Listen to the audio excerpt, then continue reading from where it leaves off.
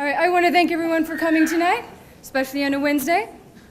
So when I was first asked if it would be a good idea to have Maggie Stiefvater speak at the library, I was thrilled. Are you kidding me, Maggie Stiefvater? I couldn't get enough of the Raven Cycle books. It's a given that her books are going to be on the New York Times bestsellers list. Her books have the power to make you feel something that not every book can do, but everyone wants to. They make you feel not just excitement and adventure, but you'll cry, you'll cheer. You'll want to throw the book across the room, which you'll never do, because they are too precious, and please never throw books. I'm a librarian, you'll make me cry. Even multiple readings still draw you in and grab your heart. So without further ado, I would like to introduce Maggie Stiefvater, driver of fast cars, owner of fainting goats, player of many instruments, and author of the best-selling All the Crooked Saints.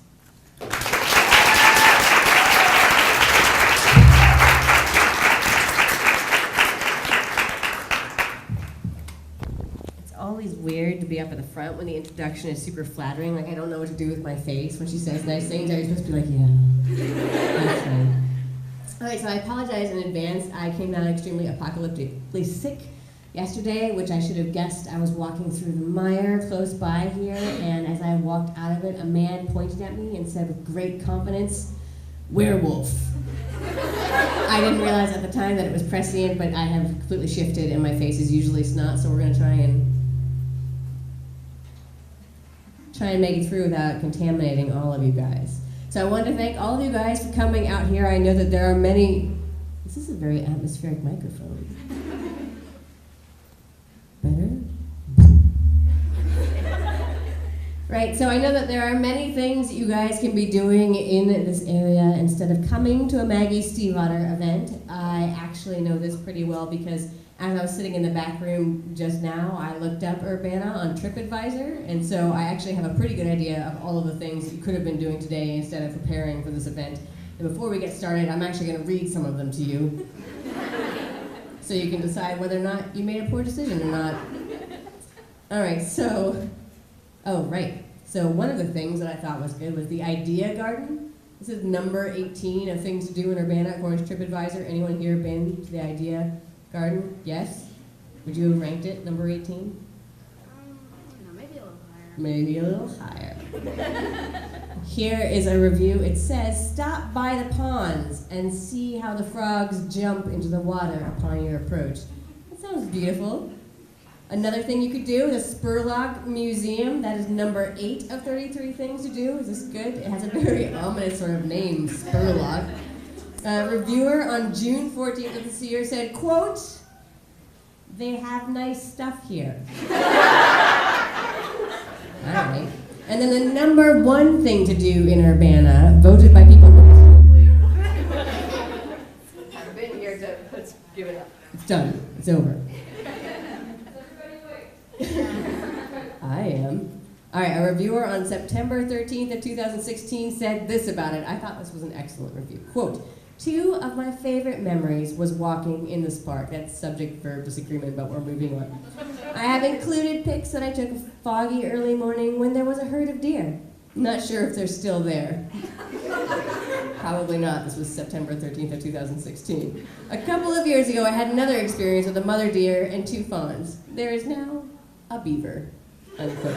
I don't know how many of these things are still true or not. But you could have been checking that out instead of coming here, so I appreciate you coming here instead. Unless you want to change your mind. You can still now. We're good? Okay, so we're going to talk about my book that came out on October 10th, All the Crooked Saints. It's weird. I know what you're thinking if you've read my books before, but Maggie, all of your books are weird. It's weirder than that. An early review actually said that they felt that it was a departure, and I didn't know exactly what that meant, but I thought it seemed pretty exciting. Like, departure indicates that Maggie Stiefvater is a zip code that possibly I could travel from to some other place, and then in this new place I could visit things and post reviews on TripAdvisor while people watched eagerly to see if I would return to the original Maggie Stiefvater zip code. It's thrilling, but I don't know if I'd buy the whole departure idea, because the thing about the Maggie Stiefvater zip code is that it's always been a little funky, right? We can all agree that no one actually knows what I'm going to write next, including myself. So I'm not sure I buy the whole departure thing. And then the other thing everyone asks me about this book is it part of the Raven cycle? And I understand why people ask me that, because it seems like I've always been writing the Raven cycle, and I will always be writing the Raven cycle in your own way. You are all part of the Raven cycle. Time is a circle, it never ends when we dream. Yes. And so, no, it's not part of the Raven cycle, it is a standalone. I will probably one day be writing more of the Raven cycle because I can't quit, but for now, no, it's a standalone. I'm going to answer 3 questions about the book. When did you start writing this book? Why did you write this book? And what the hell is this book? To answer this first question, when did you start writing this book, you need to know some backstory about me as a human. Because when this story, well, no, we'll go even further back. Here's the thing about me. I love travel. I love all kinds of travel. I'm a huge fan of travel. I own all of their albums. I love every single way there is to travel. Trains, planes, buses, go-karts, portals. I have to say, so how many of you have read The Chronicles of Narnia?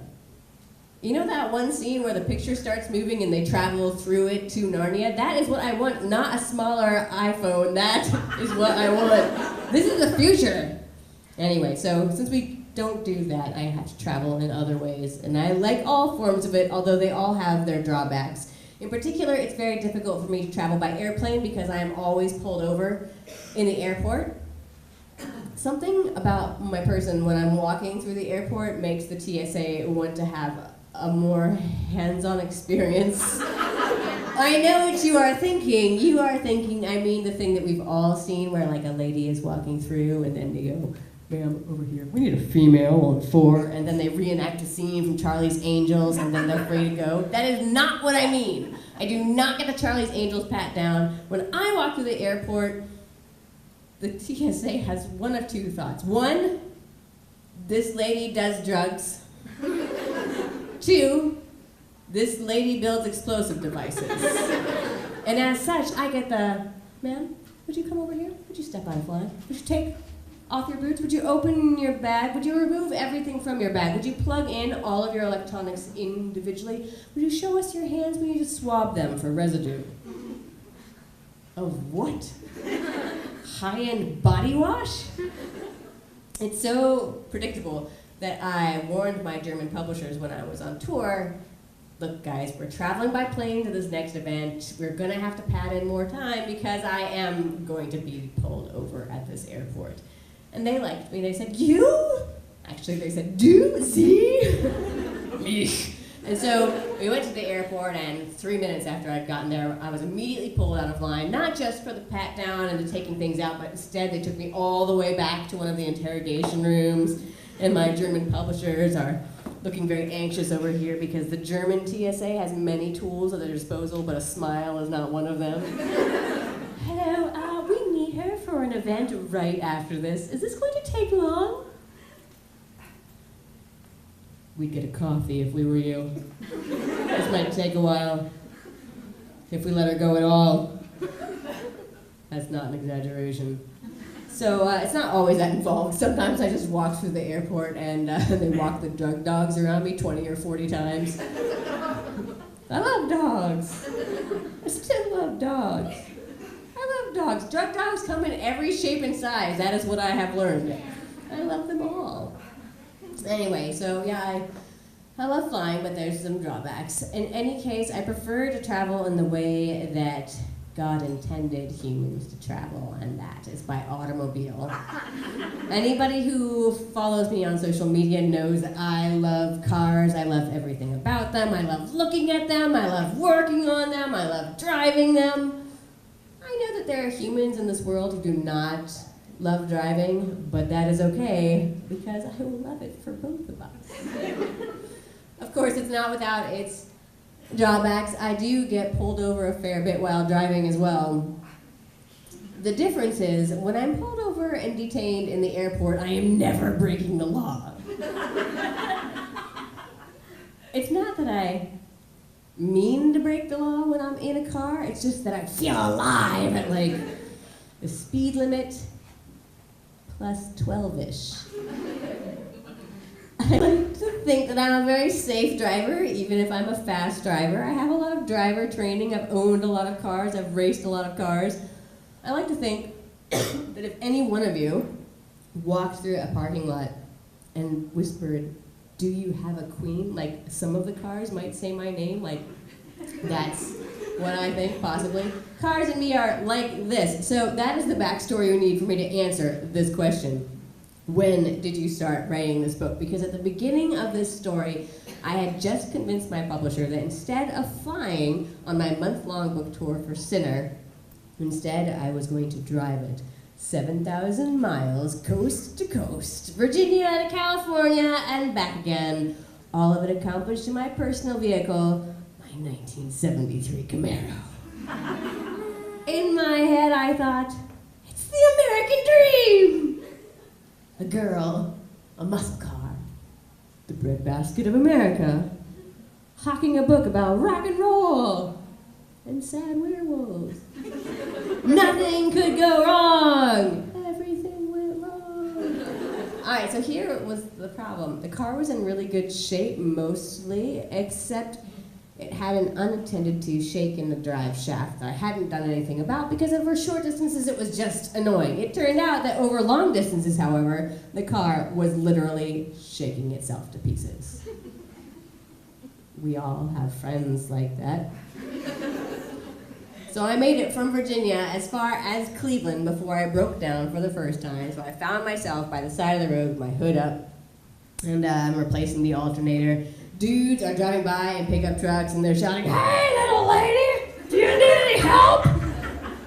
"Yes, do you have a 5/8 wrench?" Men who shout, "Hey, little lady, do you need any help?" are actually never equipped to provide said help. Men who shout from pickup trucks, I learned on this trip, never have tools, they only are tools. And so instead of the American dream, this turned into like an automotive Hansel and Gretel as I left behind important car parts in every major metropolitan area that I went through. And it all came to a head when I got to Salt Lake City and I came in at 70 miles an hour, which is the speed limit, by the way. And traffic was starting to accumulate, so I tapped the brakes and my foot went all the way to the floor. I find that moments like these, more than testing your mettle as a driver, they test the mettle of your passenger. In this case, my passenger was Brenna Jovanoff, a fellow young adult author, one of my close friends. And I turned to her and I said, "Brenna, we don't have any brakes." She looked at me, and she put down her knitting, and she picked up her phone, and she said, "Your next exit is going to be in a half mile, and at the end of the ramp it's going to be a very sharp right." And then she held up. It was not the most beautiful turn I've ever executed in that car, but it was exciting.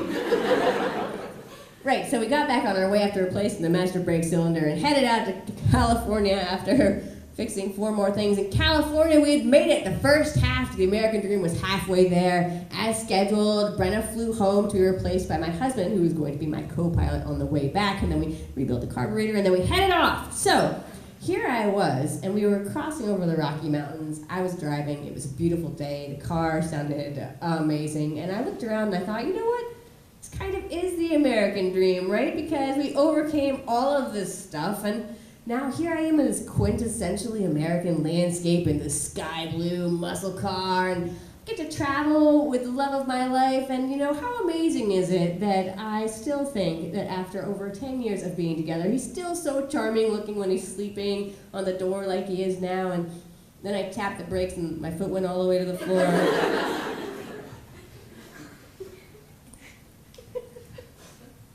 I like like to think of myself as a subtle storyteller. Like, I don't want to give the reader information that they're going to put together on their own. And so, in that way, I thought, do I wake him up to tell him? He's going to put it together in Act 3 anyway. Not a lot to hit out here. In the end, I didn't wake him up, but he woke up on his own anyway, not because of the incredible speed going down the mountain, but because at that speed, the shake in the car grew so intense that the gear shift knob pounded him awake. What's happening? The American dream! So the car now had a mind of its own. It could do whatever it wanted, and what it wanted to do, more than anything, was to go screaming down those mountains into a place called Del Norte, Colorado. Is anyone here from Del Norte, Colorado? No, no one is from Del Norte, Colorado. It's a place of dust, sand, and the unblinking eye of Sauron. That is what is there. Nothing to do. Actually, that's not quite true because I looked it up on TripAdvisor. There's 3 things to do according to TripAdvisor. I want you to remember that phrase. Things to do. Not things to avoid. Things to do. Thing number 1 to do. Hyphalis honey. This is a gift shop that one reviewer calls, quote, a place full of honey. Good. Number 2 is a bar. Most of the reviews complained about how it had no televisions. They should have been happy there was a structure in Del Norte at all. And then number 3 thing to do is the Summitville ghost town. Quote, it is now a superfund by the government trying to remove all the sodium cyanide leached from the mine. Another reviewer said, quote, probably fun. Anyway, so the mechanic that we found was not listed on TripAdvisor. The car pulled into the lot and then choked to a halt right there. So we convinced the mechanic to bleed the brakes while we waited. And so as we sat there in the tiny waiting room, the lady behind the counter was clearly very interested in us. We were obviously not from Del Norte. And she was like a middle-aged Mexican lady. Although I never know if I use the phrase middle-aged correctly. I use it to refer to anybody between the age of college and death. She was probably like there. And so she asked what I did for a living, and I said, I write paranormal fiction. And she goes, oh, well, I have all kinds of stories like that, but no one ever believes them because everyone around here just thinks that the Mexicans are superstitious. And I said, I'll believe them. She goes, all right, I'll tell you one ghost story. One night, my cousin was driving on that long, straight road past Cortez. No one there. It's after dark.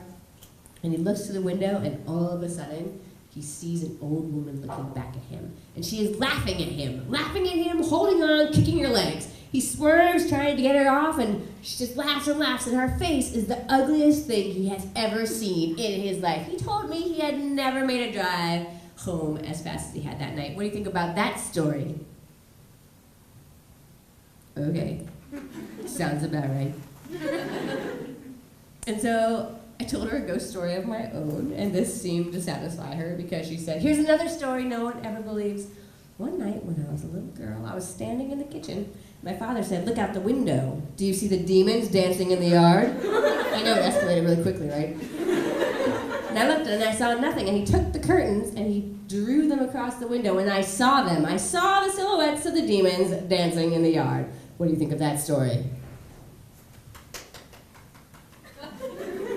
I want you to know that's a child about that big clapping her hands. She might not be real.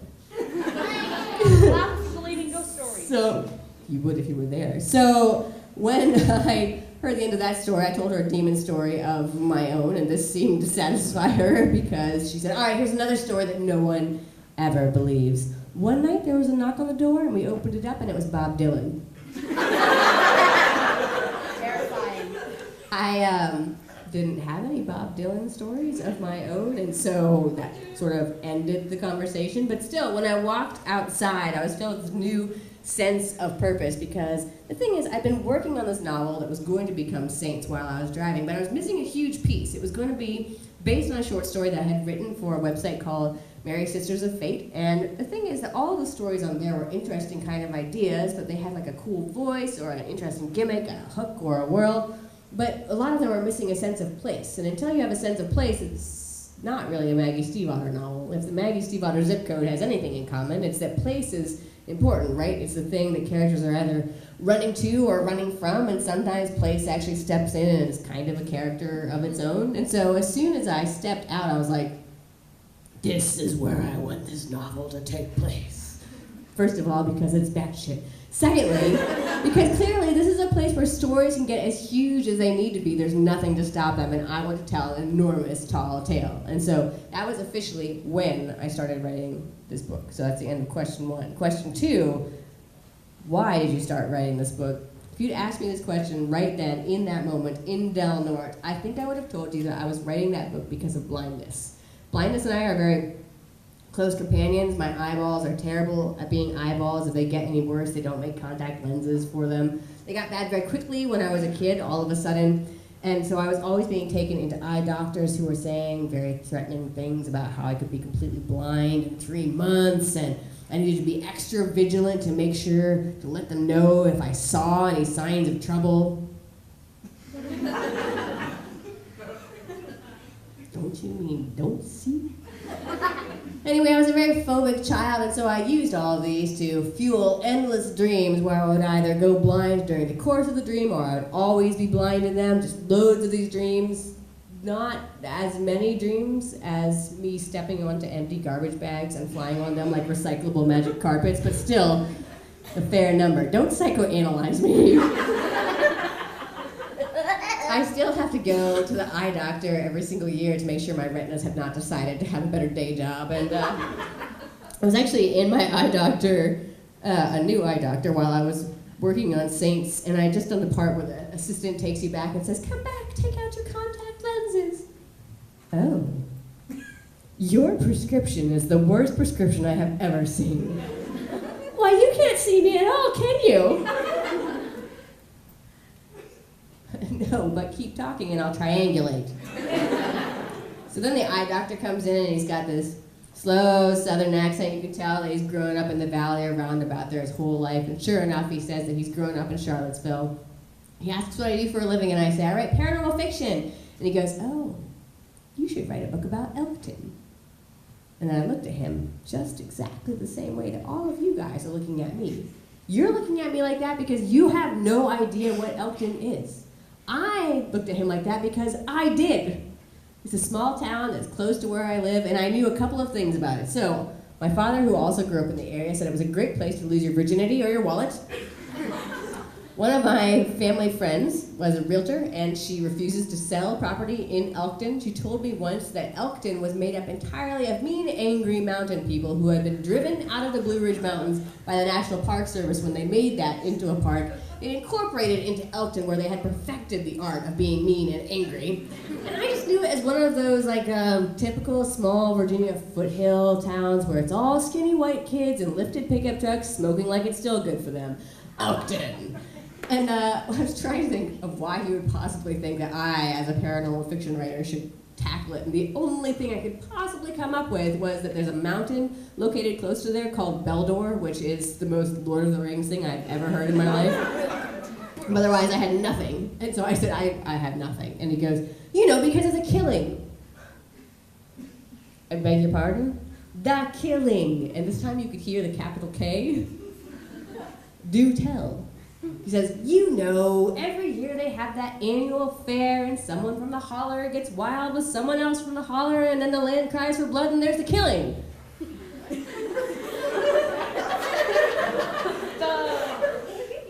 Doctor, you began that statement with, No, I didn't. That's quite a story. He goes, that's not even the one you should write about. You should write about the worst one. He says, the worst one was this. One year, a brother got wild with his own brother, and he shot him dead. And then the remaining brother was wounded. They had to take him down to the hospital in Richmond. Daddy found out. He came all the way down to Richmond. He marched into the ICU. The land cried for blood. He shot the remaining brother in the face. The killing. How are you liking those toric lenses? Are you still seeing well at night? Is this real? Is this a real story? It's in the newspaper. I said, what's the key words that we're looking for here? Is it the killing? Is it the land cries for blood? Help me out here. Anyway, he said, so nonetheless, Elkton should be the threat in your next novel? And I said, I don't know. The threat in my next novel is kind of blindness. And he goes, all right, write what you know.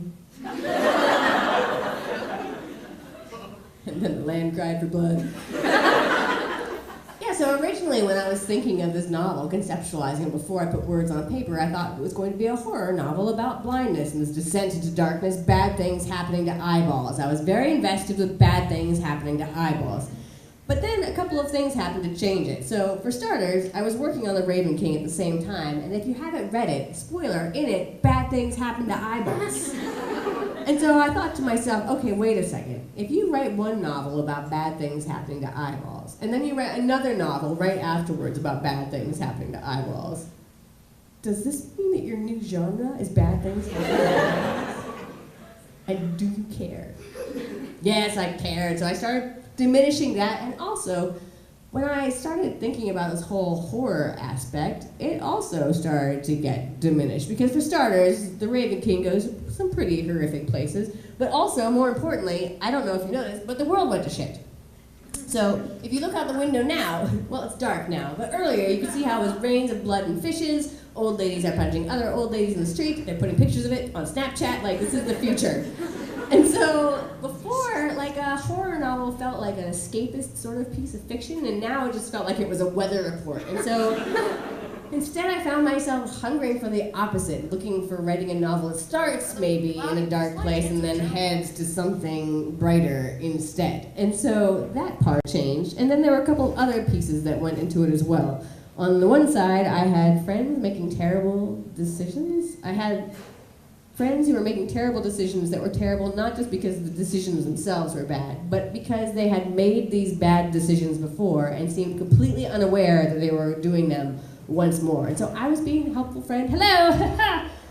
Third person over here, looking at you with objectivity as a friend. I just wanted to let you know that in the choose your own adventure of your life, you did this one before and you die on page 92. Oh, you're doing it again anyway. Well, it's not going to be any different. And then on the other side, I had friends that were making terrible decisions, and they were terrible not because they had made them before, but because their parents had made them before. So I was here, hello friend, objective friend. Just want to let you know there was a really heartfelt conversation that we had in the middle of the night where you told me about the one time that your parents in the choose your own adventure of their life, they did this and they died on, we're doing it, it didn't even wait for me to finish my sentence.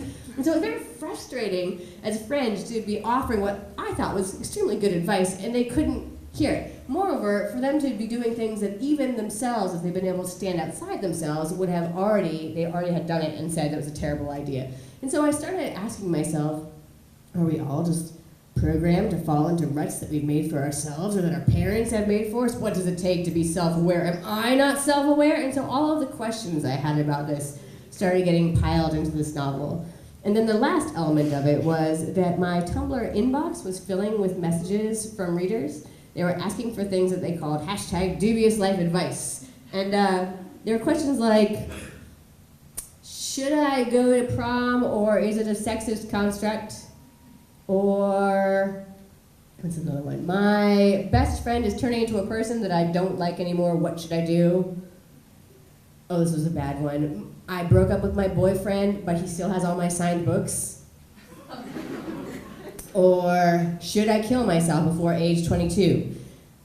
I felt distinctly more qualified to answer some of these questions than others. And so the thing is that as the questions got harder, I started thinking, isn't there like a scale, like that middle-age scale, except for wisdom? Like on one side you have hot mess, and on the other side you have Yoda. Like, is there not someone on the internet, in the huge internet, that you could find who is someone further along the scale? Because I feel like I'm like there.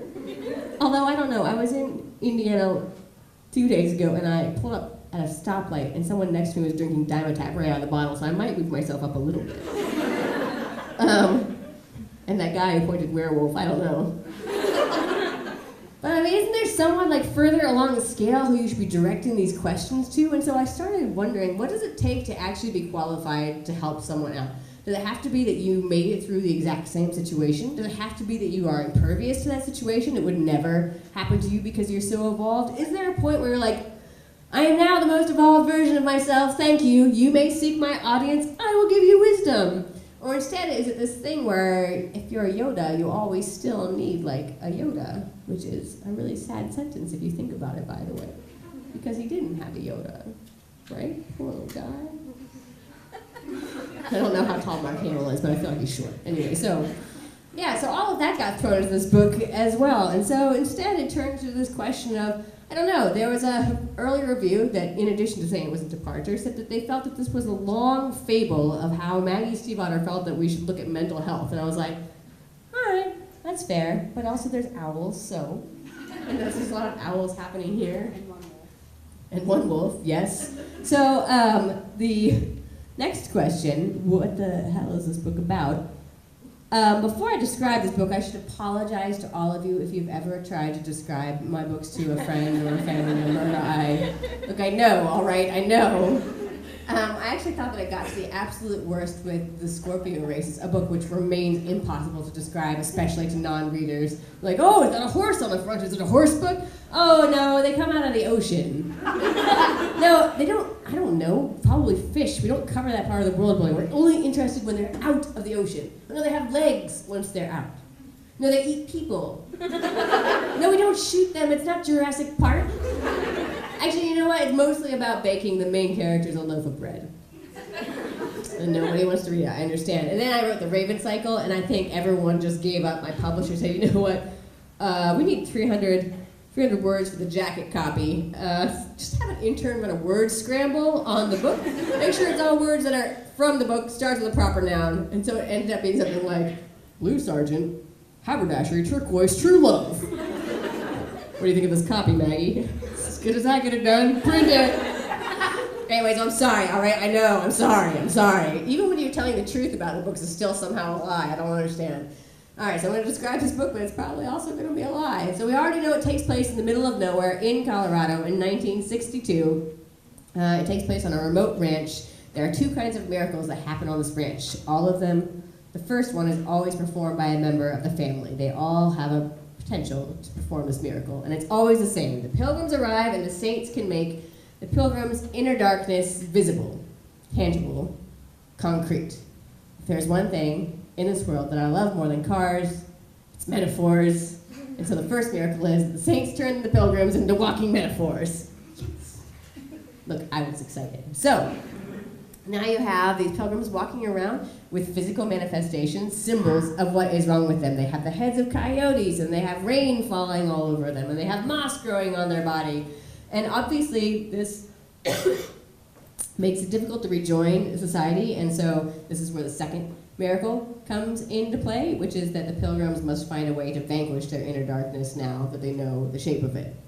Theoretically, it's supposed to be super easy because now they see what's wrong with them, right? But practically, of course, there are all of these steps that are still actually required. And also, sometimes even knowing the shape of your darkness doesn't help you out. So they could ask the saints for help, but the saints have a taboo against them. The saints cannot interfere with the second miracle in any way, shape, or form, or a saint's own darkness will come down on them, and a saint's darkness is supposedly worse than anyone else's. Luckily, no one ever breaks the rules in my book, so it's fine. Everything is good. Nothing bad happens to eyeballs. Done. That's why it's so short. So the reason why the book looks the way it does is because in college, I was an obsessive-compulsive teenager with suicidal ideation. Does anyone here have OCD who's willing to cop to it? So OCD is highly hereditary. If you have it, your kid has a 50% chance of having it. And it doesn't matter how much therapy you have, you always will have it. It's the way your brain is wired. So you learn to cope with it instead of learning how to actually kill it. And so when I was in college, I went when I was 16, which was a great idea. I was very socially adjusted. So I was a hot mess, definitely at absolute zero on that scale. And then I was told that I had OCD, and guess what it did? Nothing at all, except for previously I could say that I was a hot mess in 7 letters. Now I knew how to say it in 3. OCD, awesome, cool, still a hot mess. And it was because even knowing the shape of my darkness, it didn't actually help me to figure out how to cope with it. And in fact, even being someone who could read about how to cope with OCD also did not help, because the thing is one thing to see it on paper and to have some objective third party being like, this is what you need to do, and it's another thing to internalize it. And so This book, I don't know if it has answers in it, but it becomes this kind of back and forth interplay about how much I think maybe we can do on our own and how much of it we are allowed to delegate to other people, and also about something that really interests me now, which is the cost of if you are giving advice to someone else. If you have been through something yourself and they ask you to dive back in and invest in them, what does that do to you? And so, yes, the entire book, I don't know if it's a fable about Maggie Stiefvater's ideas on how to treat mental health, so people ask me now what I think my miracle would look like if I went. And someone asked me this while my husband was next to me, and he said, please, your concrete manifestation of your darkness is clearly your cars. If I understand, they look like a cry for help, but they're fine, they're fine. And I think it's a much more interesting question to ask, what would my inner darkness have looked like when I was in college, back in that darkest moment? Because I actually feel like my inner darkness was manifested and concrete when I was in college, because in addition to being a suicidal, obsessive-compulsive teenager, I was also a competition bagpiper. That's a phrase that gets funnier the longer you think about it. Because first you're thinking about just me, and then you're realizing that there must be more of us. And then you realize there must be some show, some trial, like the Hunger Games. And then you're thinking, finally, if you get there, you land on, wait, were they in costumes?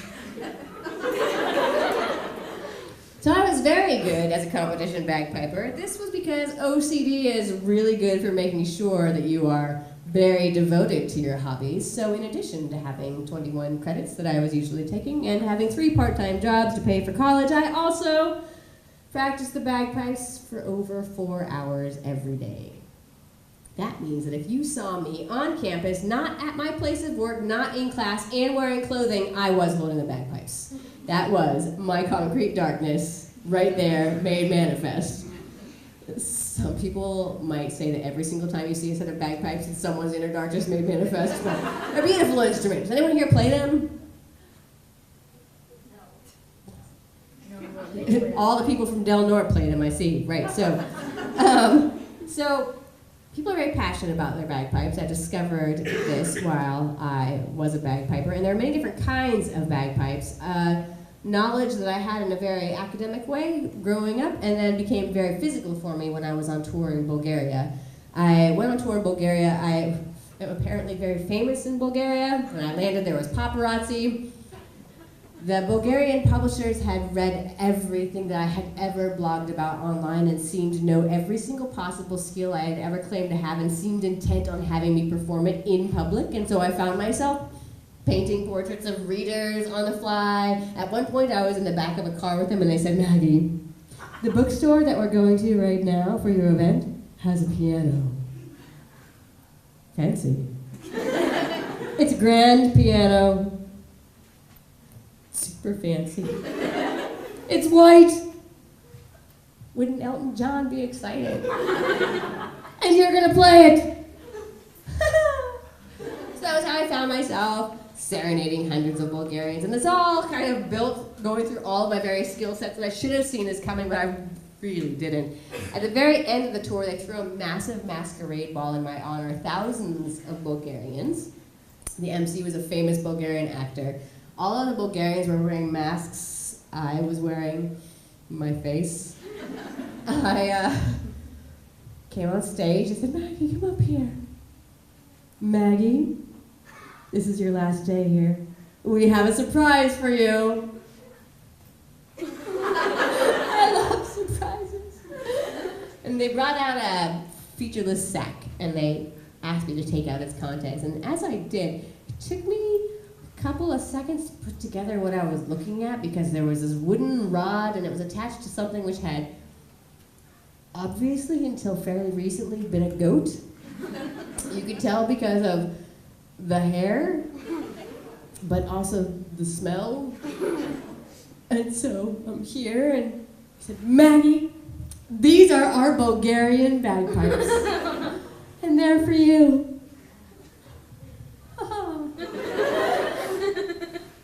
And now you're going to play them. No one here plays the bagpipes, so I can't describe to you how There are many different kinds of French and German and Celtic bagpipes, but they all have a certain standardized form to them. You look at them and you understand rhyme and reason, drones, chanters, bellows, or bags. You look at them and you think, yes, that is an instrument. I have a concept of how someone could play it, even if that someone is not me. This instrument, I had no concept of if there was a rhyme or a reason to the configuration of how they had stuck the pipes into this goat, unless possibly the idea was just to plug the leg holes. So I'm here trying to figure out, like, which way is up? Now I want you to remember, thousands of Bulgarians with unblinking eyes glittering behind masks. And also, does anyone here have goats? Right, so I have miniature silky fainting goats. They're small, you can put them under these arms. This was clearly made from a larger model of goat. So I'm here. I hope you're Googling what they look like right now. And so I'm like, I start it up. I begin to play. It sounds like the soul of the goat is crying out for me from the grave. All the Bulgarians are like,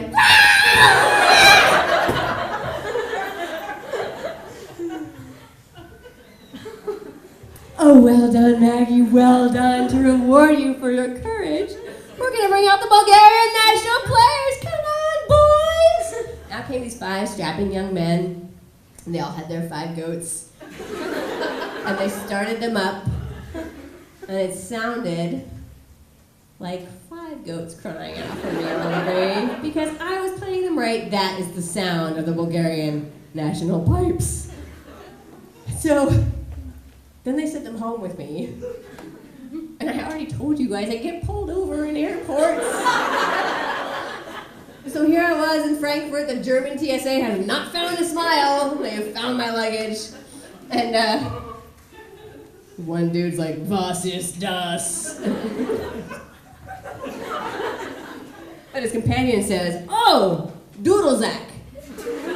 That was the humiliating moment when I found out that in Germany I was a Dudelsacker. Yeah. So I took them home. I tried to get better at them. They sent an instructional manual, but it's in Bulgarian, so I haven't made a lot of headway. Anyway, so all this bagpiping talk is because I brought a set of bagpipes to play for you. Yes. You clap now. Now, they're not the Highland bagpipes. The Highland bagpipes are 122 decibels, which is the same volume as a commercial airliner flying overhead at 180 feet. And I don't want to kill you because I don't know if you paid for your books yet. So these are the parlor pipes. They're quieter. They sound less like the pipes and more like the memory of pipes. I was tuning them up at a bookstore in Texas, back in the bowels of it after hours. And one of the administrators was running in and she goes, did you hear something? I don't know, what did it sound like? It sounded kind of like the bagpipes. Oh no, I would have remembered something like that. It's close to Halloween, probably something spooky. Enjoy your night. Yeah, so they're a little gentler in sound. And I brought them along because I feel like, it's a good symbol, right? The problem was never the bagpipes. I didn't have to kill the bagpipes. I had to kill the 4 hours of practicing a day instead of business. One of my favorite things about traveling with them, though, is that people ask me what's in this box all the time. And so I always say, you have 3 guesses. And they go, saxophone, trombone, a lot of flutes. And they always give up after trombone. It's done. Although I had my favorite guess the other day, which was a flight attendant said, what's in the box? And I said, you have to guess. And she said, can I pick it up first? All right. So she picks it up, she tests the weight, and then she says, with great authority, ventriloquist dummy. And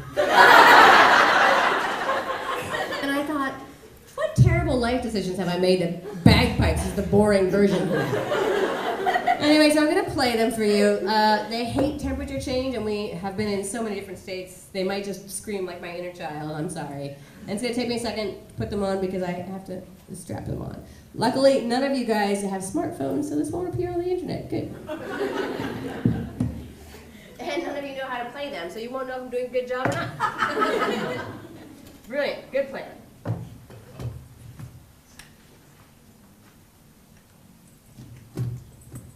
No part of this is made out of a goat. Many parts of it are made out of a cow. And then like 10% of it is made out of cave water.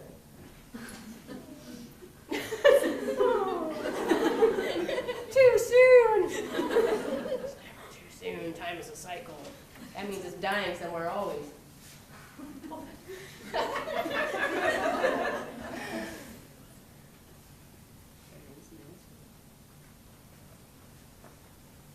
Alright, it's got 3 drones I've got to tune, so you're going to hear a lot of angry bees. I'm sorry.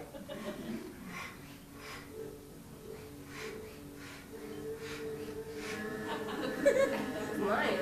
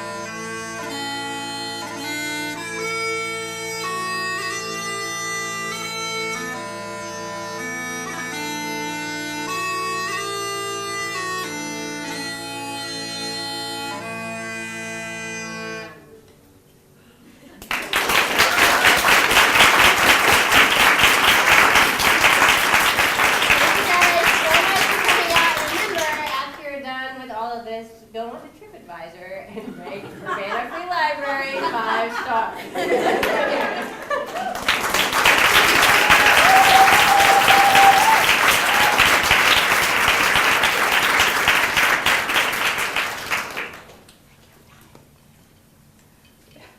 All right, so before we sign, because there are so many people, you're so popular, we are only Like gonna Bulgaria.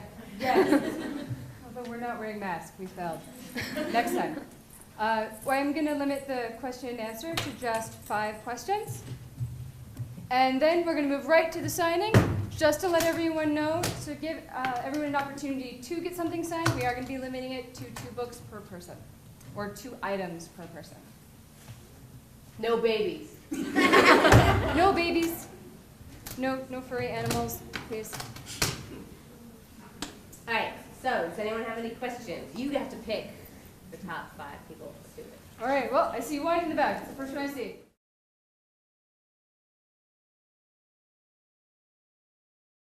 She asked who is my favorite character from the Raven Cycle. I don't know if I can answer that, only because, well, so normally when I sit on panels, people ask them, other authors, what's your favorite book? What's your favorite character? And the authors are always like, I couldn't choose between them. That's like choosing between my children. And I'm like, the Scorpio races is my favorite. It's the best, in case you're wondering. But as far as characters in the Raven Cycle, it's not because I feel like they're my children and I can't choose between them. It's just because that entire series is written in 3rd person, and so it's really a story about the world instead of about a person. So to take out any one of them wouldn't really work. I will say that I very much enjoy writing inside Adam's head. She just clutched her chest. Good. Question 2. Question 2. You have a paw on your hand, so yes. What is my favorite book that was written by another author? I don't know if I can answer this because it's like having a favorite song, so it changes from day to day, but I do remember my first favorite book, and the book which made me realize I wanted to be a very specific kind of author, and it was a book called Dog's Body by Diana Wynne Jones. Don't know if you guys have seen Howl's Moving Castle or read the book, that's her. And so this is one of her even weirder ones about Sirius the dog star is committed of a crime, and he has to spend out his sentence on Earth in the form of a dog hunting for an artifact, and if you don't think that looks like it's clearly in the pedigree of writing my novels, I don't know what it is. But the thing is that not only did I love that book, I finished reading it and I turned it over and I read it 11 times in a row, but also on the last time I opened it up and I looked at the page that I hadn't seen before, and it said books also by Diana Wynne Jones, and it was a million of them, and I was like, oh, this is a job. She clearly has to do this as a job because there are a lot of them. That is also going to be my job. One more. Question 3.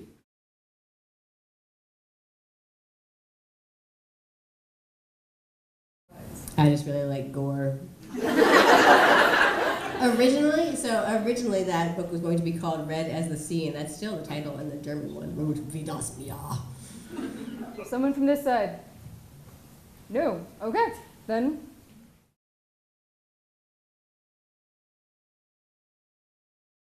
What's my opinion on werewolves? Do I like the classic take on them or more modern stories? Well, if I were going to write books about werewolves,